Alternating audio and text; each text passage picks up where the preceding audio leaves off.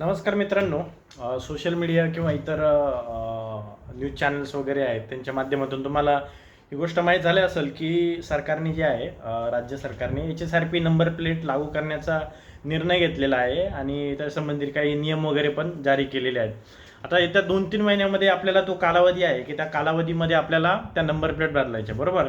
तर आता याच्यामागे काही पण कारण असू शकतं. कदाचित सरकारला सुरक्षा बळकट करायची असेल किंवा काहीतरी स्टँडर्ड निर्माण करायचं असेल, बरोबर.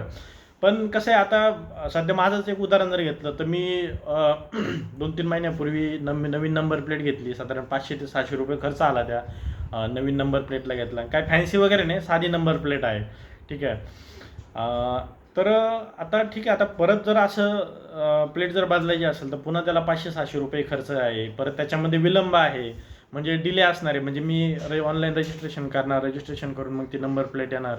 मग त्याच्यानंतर जे आहे समजा त्यावेळेस जर आली नाही तर त्याच्यानंतर RTOचे जे ट्रॅफिक पोलीस आहे ते मला काहीतरी दंड वगैरे लावणार, दादागिरी करणार. तर हे अत्यंत चुकीचं आहे आणि मी याचा निषेध करतो, ठीक आहे. ही पहिली गोष्ट. दुसरी गोष्ट अशी आहे की सरकारला जर खरंच असं वाटत असेल की बाबा आपण काहीतरी सुरक्षेसाठी म्हणून हे नियम करतोय किंवा सुरक्षेसाठी म्हणून उपाययोजना करते किंवा काहीतरी स्टँडर्ड आणायचं, तर मला असं वाटतं तुम्हाला जनतेच्या मनामध्ये जर खरंच सुरक्षा निर्माण करायची असेल ना तर तुमचे जे ट्रॅफिक पोलीस फिरतात ना रस्त्यावरती त्यांना आधी व्यवस्थित शिकवण द्या. त्यांना आधी लोकांशी कसं वागायचं ते आधी शिकवा. त्यांना ट्रेनिंग द्या, ठीक आहे. त्यांना ट्रेनिंग द्या. त्यांच्या विरुद्ध काही तक्रार असेल तर तक्रारीची वेळोवेळी दखल घ्या.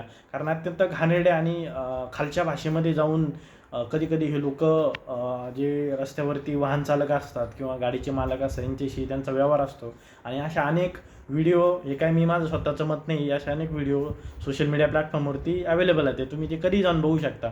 तर खरंच तुम्हाला जर सुरक्षितता निर्माण करायची असेल ना तर अशा नंबर प्लेट वगैरे बदलून ना त्याच्यापेक्षा तुम्ही खरं त्यांना ट्रेनिंग द्या, त्यांच्यावरती कडक कारवाई करा आणि त्यांच्या विरुद्ध काही तक्रारी असतील त्याचा तक्रारी एक्सपायडेट करा. म्हणजे त्याच्याविरुद्ध लवकरात लवकर काहीतरी रिझॉल्युशन करा, ठीक आहे.